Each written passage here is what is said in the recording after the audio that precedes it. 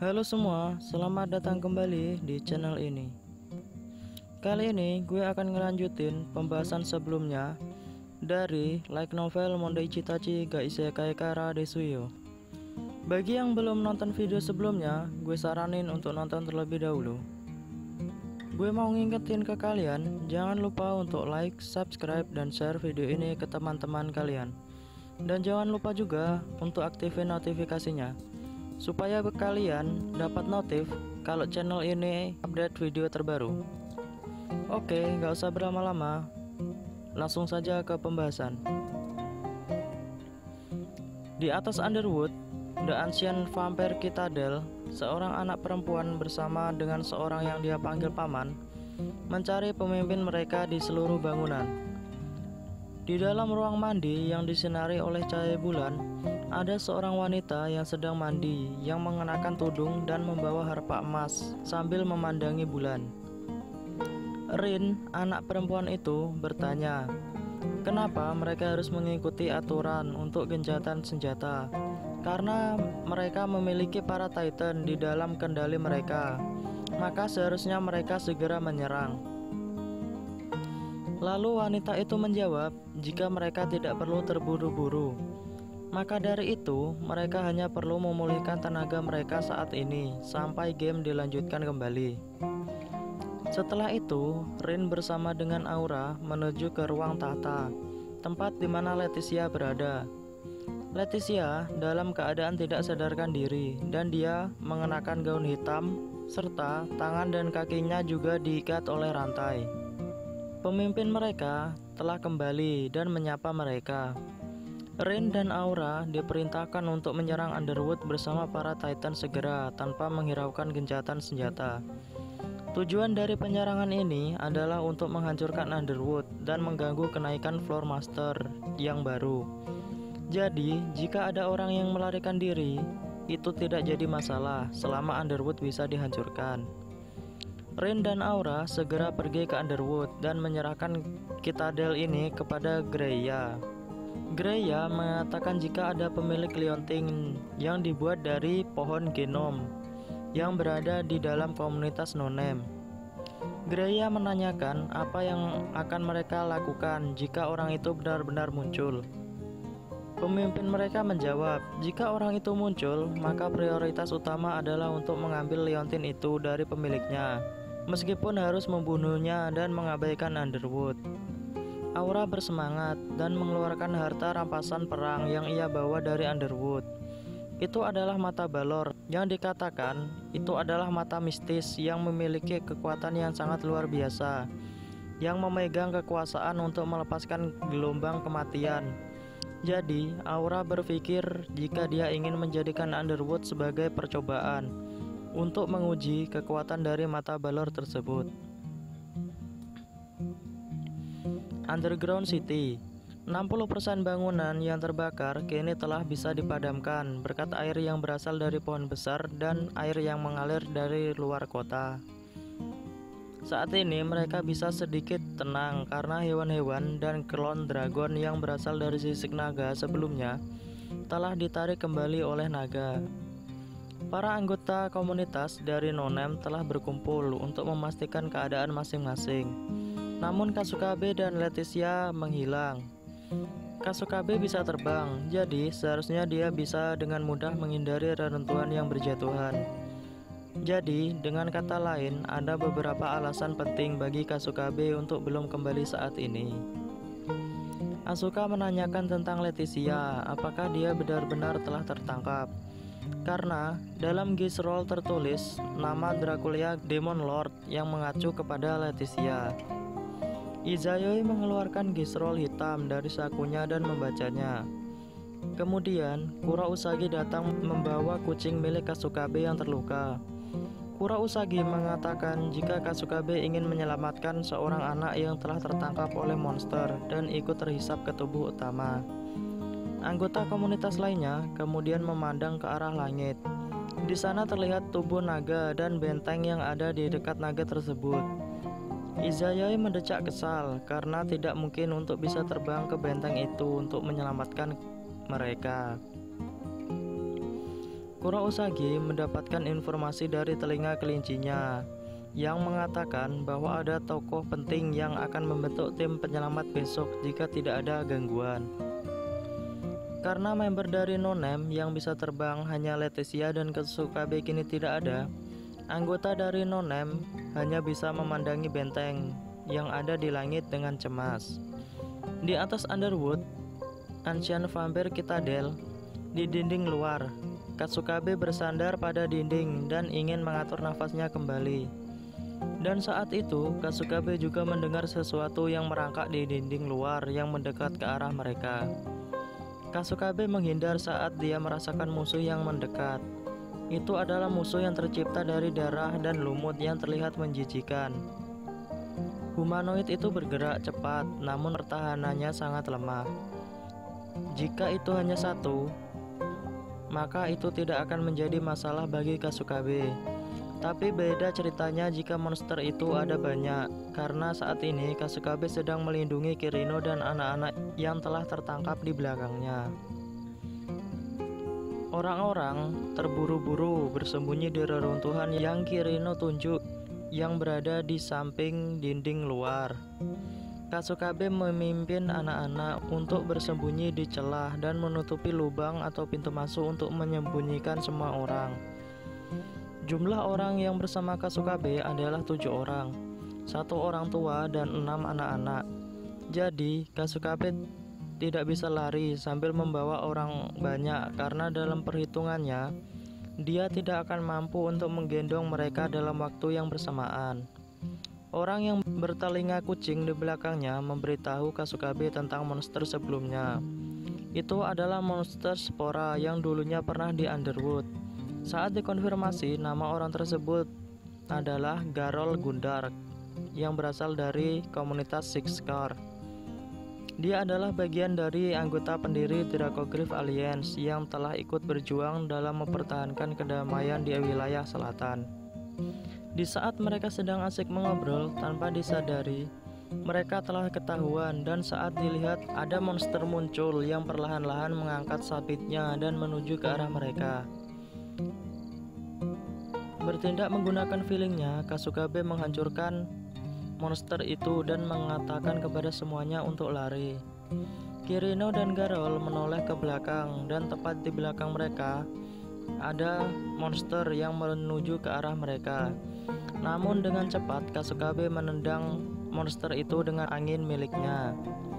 Kemudian monster lain ikut menyerang Kasukabe. Kasukabe bisa dengan mudah melemparkan mereka ke dinding. Anak-anak yang telah lari cukup jauh kini telah diserang oleh monster lainnya, sehingga membuat Kasukabe sedikit kesal dan menggunakan anginnya untuk terbang menuju ke arah anak-anak yang sedang diserang. Kasukabe melaju di sepanjang dinding luar dan kemudian terdengar teriakan, dan kemungkinan dia sudah terlambat. Namun terdengar suara tawa yang Kasukabe kenal. Kasukabe menuju ke arah suara tersebut dan dia melihat Jack-o'-lantern yang menggunakan telapak tangan besarnya untuk menghanguskan musuh dengan apinya. Jack melepaskan api ke segala arah dan anak-anak lari untuk berlindung di dalam reruntuhan agar tidak terkena api yang dikeluarkan oleh Jack. Ayesa naik di kepala Jack dan mengonfirmasi jika semua orang telah bersembunyi. Pada saat itu, tingkat spiritual Jack meningkat dan matanya kini juga telah berubah. Serta api yang ada di dalam kepala labunya kini berubah menjadi api amarah yang siap membakar semuanya. Jack sangat marah karena mereka ingin memakan anak-anak, bahkan setelah melihat bendera Will-O-Wisps. Kasukabe berada jauh dari Jack sehingga dia tidak dapat mendengar suara dari Jack. Tapi Kasukabe melihat jika Jack berbeda dari biasanya. Jack memuntahkan api dan memancarkan udara panas di seluruh tubuhnya sambil menatap musuhnya dengan serius. Dengan menjentikan jarinya, 7 lentera muncul di atas kepalanya. Dan pada saat yang sama, setelah tutup dari lentera itu terbuka, muncul api yang mengamuk keluar dari lentera tersebut. Tanah hangus dan semua musuh telah menguap dan menghilang. Kasukabe yang melihat itu segera terbang ke langit untuk menghindari panas. Jack yang menyadari Kasukabe menyapanya dan mengajaknya ke tempat lain. Jack mengatakan untuk melakukan tindakan selanjutnya karena melarikan diri hanya sementara. Itu disebabkan karena semua orang yang ada di sini harusnya sudah termasuk dalam kriteria yang mendapatkan hukuman. Jack meminta Kasukabe untuk melihat gift card miliknya dan benar, Kasukabe melihat tulisan yang sebelumnya tidak ada. Jack mengatakan jika mengalahkan pemimpin adalah kondisi agar tidak mendapatkan hukuman. Maka, jika mereka tidak dapat mengalahkan Dracula Demon Lord dalam 10 hari, maka tempat ini akan basah kuyup oleh darah karena mereka akan tertusuk seperti yang tertulis di dalam hukuman. Esoknya di Underwood ada 4 komunitas yang mengikuti diskusi dalam membahas game yang telah dilakukan oleh Sun Synchronous Orbit. 4 komunitas itu antara lain adalah pemimpin One Horn dan juga sebagai wakil Dracogryph Alliance, Salah Doltribe, anak dari Carol Gundar yang mewakili Sixcar. Selanjutnya adalah Faceless dari Will-O-Wisp dan juga Jin Russell, Izayoi dan Asuka dari No Name. Dan diskusi kali ini dipimpin langsung oleh Kuro Usagi. Izayoi bertanya apakah Carol adalah orang yang sering menjadi pelayan di kafe di Outer Gate. Carol menjelaskan jika dia adalah orang yang membuka kafe di Outer Gate atas perintah ayahnya untuk mengumpulkan informasi. Izayoi dan Asuka saling menatap dan merencanakan sesuatu. Izayoi berkata jika hanya pelayan dari kafe itu untuk datang ke Harvest Festival adalah karena alasan tersebut. Dan karena rahasia kecil Carol sudah terbongkar, maka mereka tidak akan datang lagi ke kafe itu lagi. Asuka menambahkan bahwa semua strategi yang telah mereka rencanakan di sana telah benar-benar bocor. Itu sangat menakutkan, maka dari itu aku tidak akan berani melangkahkan kakiku lagi ke tempat itu. Izayoi berkata lagi jika mungkin mereka perlu untuk menyebarkan peringatan kepada seluruh masyarakat Outer Gate tentang adanya mata-mata dari Sixcar. Izayoi dan Asuka sangat bersemangat untuk membahas tentang langkah-langkah di masa depan. Carol bingung jika yang dikatakan oleh Izayoi dan Asuka benar-benar dilakukan, maka kafe tidak akan bisa lagi berjalan. Izayoi dan Asuka dengan senyum jahat mereka mengatakan, jika Carol ingin menutup mulut mereka, maka dia seharusnya sudah tahu apa yang perlu dilakukan. Dengan sedih, Carol berkata jika mulai saat ini dan seterusnya, kafe miliknya akan memberi harga 90% untuk semua pembelian.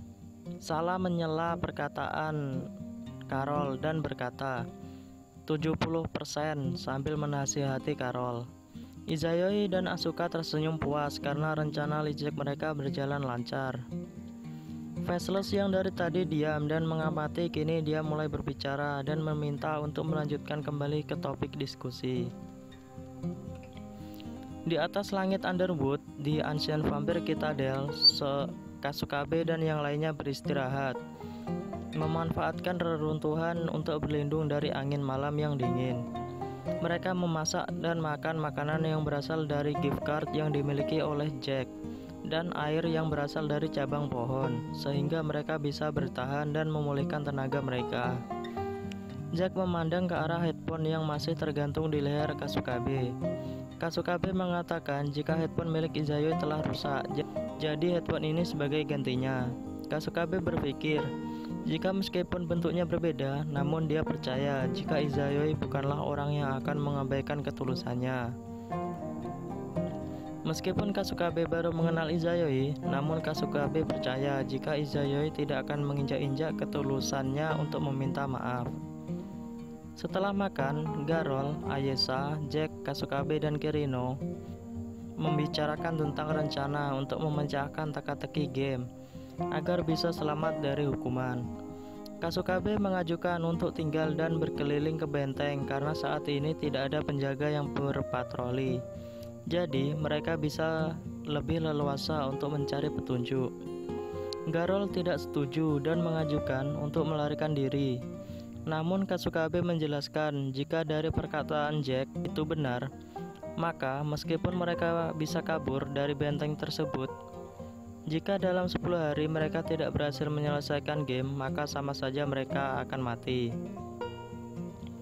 Jack setuju dengan saran dari Kasukabe dan selanjutnya Kirino dan anak-anak lainnya juga setuju karena mungkin mereka bisa memberi kontribusi yang besar pada game kali ini.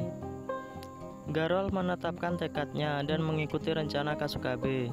Setelah itu, Garol mengeluarkan gisrol hitam dari bajunya dan menanyakan apa yang harus mereka lakukan saat ini karena tidak ada petunjuk sama sekali. Kasukabe berkata jika dia sudah memiliki petunjuk dan mungkin sudah memecahkan cara untuk memenangkan game kali ini. Kasukabe masih memiliki keraguan, karena itu dia meminta pendapat kepada lainnya tentang hipotesisnya.